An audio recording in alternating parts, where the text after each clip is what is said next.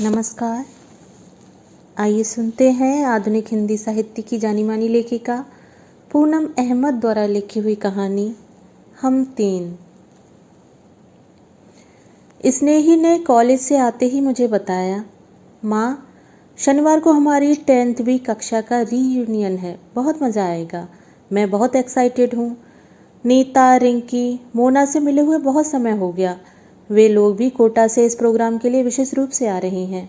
एक बड़े होटल में पार्टी है, डिनर है, बहुत मज़ा आएगा माँ।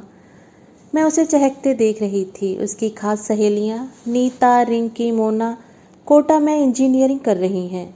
स्नेहा फिर बोली, कुछ बोलो ना माँ, बहुत मज़ा आता है पुराने दोस्तों से मिलकर, है ना माँ? न चाहते हुए भी मेरे मुंह से ठंडी सी सांस निकली। हाँ, आता तो है। स्नेहा मेरे पास बैठ गई, बोली, माँ, आपकी भी तो सहेलियाँ दोस्त रहे होंगे, आपको उनकी याद नहीं आती? आती तो है, लेकिन शादी के बाद लड़कियाँ अपनी अपनी गृहस्थी में खो जाती हैं, चाह कर भी कहाँ एक दूसरे से मिल पाती हैं। नहीं माँ, दोस्तों से मिलना इतना मुश्किल तो नहीं है। आप नानी के यहाँ जाती हैं तो किसी से मिलने की कोशिश नहीं करती? हाँ, मैं जाती हूँ तो वे लोग थोड़ी ही होती हैं वहाँ, वे अपने हिसाब से प्रोग्राम बनाकर मायके आती हैं। अरे माँ, कोशिश तो करो अपनी पुरानी सहेलियों से मिलने की, आपको भी बहुत मज़ा आएगा। आपकी लाइफ में भी एक चेंज होगा। मेरी मानो तो एक रीयूनियन आप भी रख लो। स्नेहा तो कहकर फ्रेश होने चली गई। दो चेहरे मेरी आंखों के आगे तैर गए। क्यों न मैं भी सुकन्या और अनीता से मिलूं, लेकिन मैं यहाँ मुंबई में, सुकन्या इलाहाबाद में और अनीता दिल्ली में। 20 साल से तो कोई संपर्क है नहीं। माँ के यहाँ जाती हूँ तो माँ से ही उनके बारे में पता चल जाता है। अब थोड़ा अजीब तो लगेगा, अब किसका कितना स्वभाव बदल गया होगा पता नहीं। कोई मिलने में रुचि दिखाएगी भी या नहीं। खैर, पहल तो करके देखनी चाहिए, एक कोशिश करने में क्या हर्ज है। बस मन इसी बात में उलझ कर रह गया। अमित ऑफिस से आए, मुझे थोड़ी देर देखते रहे, फिर बोले, मीनू, क्या हुआ? किसी सोच में डूबी लग रही हो। मैंने उन्हें कुछ नहीं कहकर टाल दिया। डिनर के समय स्नेहा और राहुल ने भी मुझे टोका। क्या हुआ माँ? मैंने उन्हें भी टाल दिया। मैं अभी किसी को कुछ नहीं बताना चाहती थी, पहले अपनी सहेलियों का पता तो कर लूँ। अगले दिन सबके जाने के बाद मैंने मुजफ्फरनगर माँ को फ़ोन कर उन्हें अपने मन की बात बताई। वे हंस पड़ी, बोले, बहुत अच्छा सोचा, बना लो प्रोग्राम। मेरे पास उन दोनों के नंबर नहीं हैं। परेशान क्यों हो रही हो? मैं उनके घर से फ़ोन नंबर लाकर तुम्हें बता दूंगी। मैं बेफिक्र हो गई। आधे घंटे में ही माँ ने मुझे दोनों के फ़ोन नंबर लिखवा दिए। सुकन्या हमारी गली में ही तो रहती थी और अनीता 2 गलियां छोड़कर। मैं दोनों से बात करने के लिए बेचैन हो गई। मेरी आवाज़ दोनों नहीं पहचानी, लेकिन जब उस उम्र के खास कोडवर्ड, खास किस्सों का संकेत दिया तो दोनों चहक उठी। हमने कितने गिले शिकवे किए, कभी याद न करने के उलाहने दिए, और फिर मैंने अपना प्रोग्राम बताया तो दोनों एकदम तैयार हो गई। लेकिन परेशानी यह थी कि अनीता अब टीचर थी और सुकन्या मेरी तरह हाउसवाइफ।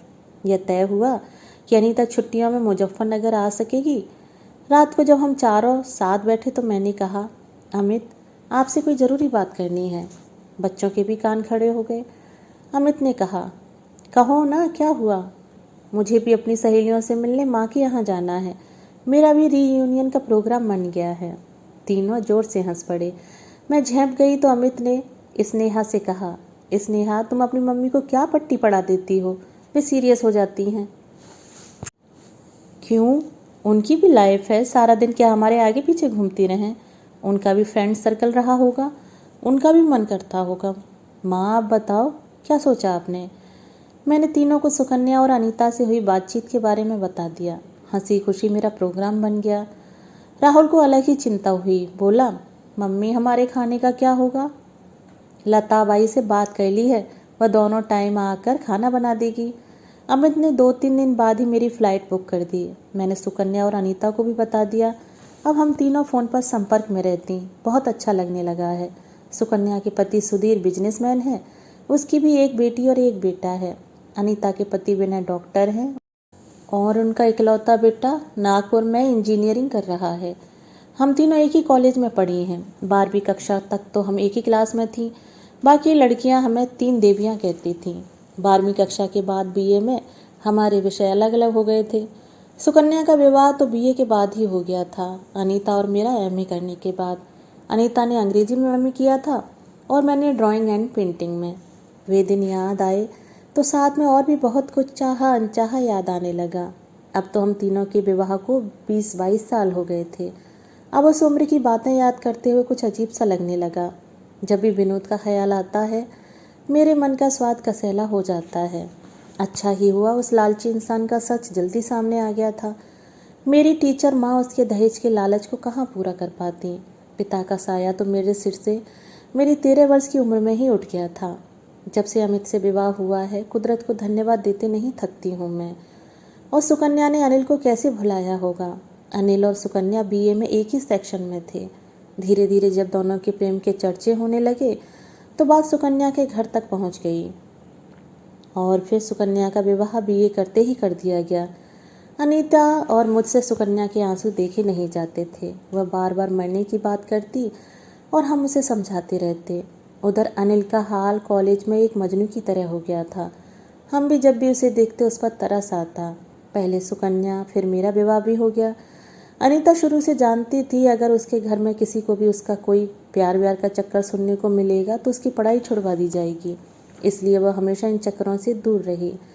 बस हंसते हुए हमारे किस्से सुनती और अब हम अपनी अपनी गृहस्थी में वे किस्से वे बातें सब भूल चुके थे। छुट्टियों तक का समय बेसब्री से बिताया। अमित और बच्चे मेरे उत्साह पर मुस्कराते रहे। तय समय पर मैं एयरपोर्ट से टैक्सी लेकर पहुंच रही थी। अनीता ने कहा वह मुझे लेने आ जाएगी, फिर साथ चलेंगे। लेकिन जब मुझे पता चला कि उसके पति को क्लिनिक छोड़कर इतनी दूर लेने आना पड़ेगा तो मैंने प्यार से मना कर दिया। मुझे आदत है ऐसे जाने की। मेरा शहर आ गया था, मेरी जन्मभूमि। यहाँ की मिट्टी में मुझे अपनी ही खुशबू महसूस होती है। यहाँ की हवा में मैं मातृत्व सा अपनापन महसूस करती हूँ। मेरे चेहरे पर एक गहरी मुस्कान आ जाती है, जैसे मैं फिर एक नव यौवना बन गई हूँ। वैसे भी मायके आते ही एक धीर गंभीर महिला भी चंचल तरुणी बन जाती है। घर पहुंचकर फ्रेश होकर खाना खाया। माँ और रेनू भाभी ने पता नहीं कितनी चीज़ें बना रखी थीं।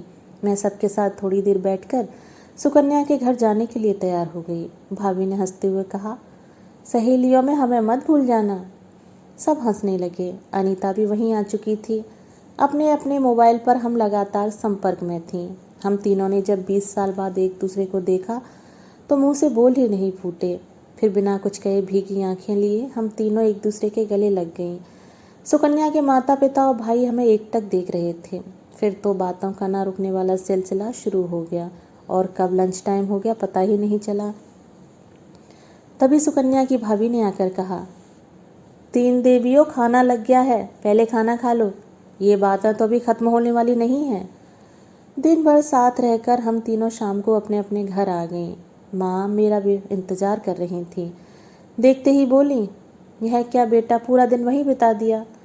भाभी भी कहने लगी, अब कल कहीं मत जाना, उन्हें यहीं बुला लेना, नहीं तो हम इंतज़ार करते रह जाएंगे और तुम्हारा यह हफ्ता ऐसे ही बीत जाएगा। मैंने हंसकर बस ठीक है कहा। रात को अमित और बच्चों से बात की। अमित ने आदतन पूरे दिन हालचाल पूछा। सुबह 10 बजे सुकन्या और अनीता आ गई। पहले हम साथ बैठकर गप्पे मारती रहीं, फिर भाभी के मना करने पर भी किचन में उनका लंच तैयार करने में हाथ बटाया। फिर हम तीनों मेरे कमरे में आ गईं। मेरा कमरा मेरे भतीजे यश का स्टडी रूम बन गया था। छुट्टी थी, यश खेलने में व्यस्त था। हम तीनों आराम से लेटकर अपने अपने परिवार की बातें एक दूसरे को बताने लगी। बात करते करते मैंने नोट किया कि सुकन्या कुछ उदास सी हो गई। मैंने पूछा, क्या हुआ सुकन्या? कुछ नहीं, हमें नहीं बताएगी? अनीता ने भी पूछा। कुछ नहीं, तुम लोगों को वहम हुआ है। मैंने कहा, हम इतनी दूर से एक दूसरे से मिलने आई हैं, क्या हम एक दूसरे से पहले की तरह अपने दिल की बातें नहीं कर सकती? सुकन्या पहले तो गुमसुम सी बैठी रही, फिर बहुत ही उदास स्वर में बोली, अनिल को नहीं भुला पाई मैं। हम दोनों चौंक पड़े। क्या क्या कह रही है तू? हाँ। सुकन्या की आंखों से आंसू बहने लगे। अपने असफल प्यार की पराकाष्ठा को दिल में लिए एक सहज जीवन जीना अग्निपथ पर चलने जैसा मुश्किल है, यह सिर्फ मैं जानती हूँ। बस 2 हिस्सों में बटी जी रही हूँ। अब तो उम्र अपनी ढलान पर है, लेकिन मन वहीं ठहरा है। अनिल से दूर मन कहीं नहीं रमा। इतने सालों से जैसे दो नावों की सवारी करती रही हूँ। बस बचा कुचा जीवन भी जी ही लूँगी। जो प्यार मिलने से पहले ही खो गया हो, कैसे जी लिया जाता है उसके बिना भी, यह वही जान सकता है जिसने यह सब झेला हो। सुधीर के पास होती हूँ तो अनिल का चेहरा सामने आ जाता है, और जब भी यहाँ आती हूँ तो मेरा मन उदास हो जाता है। मैं और अनीता हैरानी से सुकन्या को देख रही थी। हमें तो सपने में भी उम्मीद नहीं थी कि बात इतनी गंभीर होगी। यह क्या हो गया? हमारी प्यारी सहेली 22 साल से इस मनोदशा में है।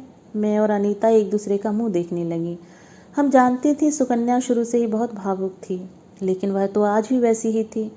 सुकन्या कह रही थी, यहाँ आने पर मेरे सामने अतीत के वे मधुर पल जीवंत हो उठते हैं। आज भी आंखें बंद कर उस सुखद समय का एक एक पल जी सकती हूँ मैं। अनीता ने पूछा, सुकन्या, यहाँ आने पर तो कभी अनिल से मिली है? नहीं। अनीता ने पल भर पता नहीं क्या सोचा, फिर बोली, मिलना है उससे? मैं तुरंत बोली, अनु पागल हो गई है क्या? अनीता ने ठहरे हुए स्वर में मुझे आंख मारते हुए कहा, क्यों, इसमें पागल होने की क्या बात है? सुकन्या अनिल के लिए आज भी उदास है, तो क्या उससे एक बार मिल नहीं सकती? सुकन्या ने कहा, नहीं रहने दो, अब मिलकर क्या होगा। अरे एक बार उसे देख लेगी तो शायद तेरे दिल को ठंडक मिल जाए। मुझे कुछ समझ नहीं आ रहा था। मैं चुप रही। पता नहीं अनीता ने क्या सोचा था। सुकन्या ने मेरी तरफ देखते हुए पूछा, मीनू तू क्या कहती है? जैसा तेरा दिल चाहे, लेकिन मैं उससे मिलूंगी कहाँ? अनीता ने कहा, मुझे उसका घर पता है। बुआ जी की बेटी उसी कॉलेज में पढ़ाती है जहाँ अनिल भी प्रोफेसर है। सुकन्या बोली, मेरे तो हाथ पैर अभी से कांप रहे हैं। कैसा होगा वह? क्या कहेगा मुझे देखकर? पहचान तो जाएगा ना? अनीता हंसी, हाँ पहचान तो जाना चाहिए। उसकी याद में तू आज भी वैसी ही तो है, सूखी मरियल सी। सुकन्या ने कहा, हाँ तेरी तरह सेहत बनानी भी नहीं है मुझे। अनीता का शरीर कुछ ज़्यादा ही भर गया था। मैं जोर से हंसी तो अनीता ने कहा, हाँ हाँ ठीक है, मुझे अपनी सेहत से कोई शिकायत नहीं है। यह तो अपने प्यारे पति के प्यार में थोड़ी फूल फल गई हूँ। और फिर हम तीनों इस बात पर खूब हंसी। मैंने कहा, वैसे हम तीनों के पति बहुत अच्छे हैं जो हमें एक दूसरे से मिलने भेज दिया। अनीता ने कहा, हाँ यह बातें सुन लें तो हैरान रह जाएं। खास तौर पर सुकन्या के बच्चे तो अपनी माँ के इस सो कॉल्ड प्यार का किस्सा सुनकर धन्य हो जाएंगे। सुकन्या चिढ़कर बोली, चुप कर, खुद ही आइडिया दिया है और खुद ही मेरा मजाक उड़ा रही है। अगले दिन हम तीनों पहले मार्केट गईं। वहाँ सुकन्या ने अनिल को देने के लिए गिफ्ट खरीदी। सुकन्या बहुत इमोशनल हो रही थी। अनीता और मैं अपनी हंसी बड़ी मुश्किल से रोक पा रही थी।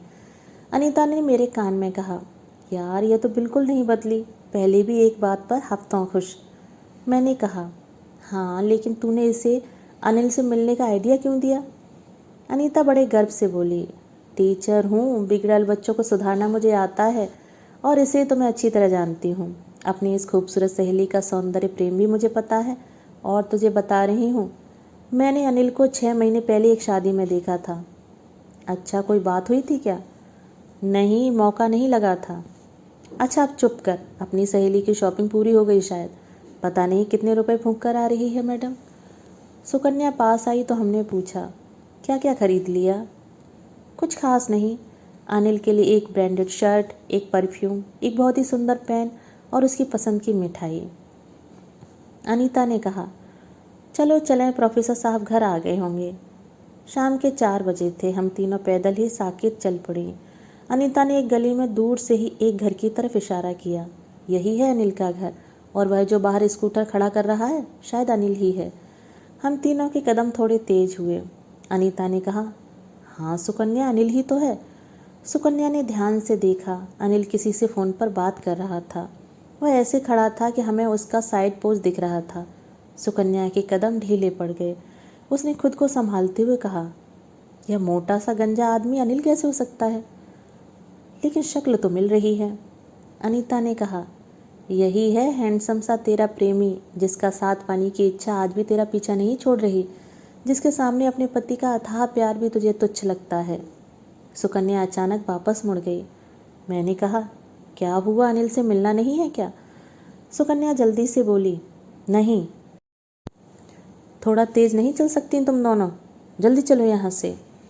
अनीता हंसते हुए बोली, चलो किसी रेस्टोरेंट में चलती हैं। हमने वहाँ बैठकर कॉफ़ी और सैंडविच का ऑर्डर दिया। हमारी हंसी नहीं रुक रही थी।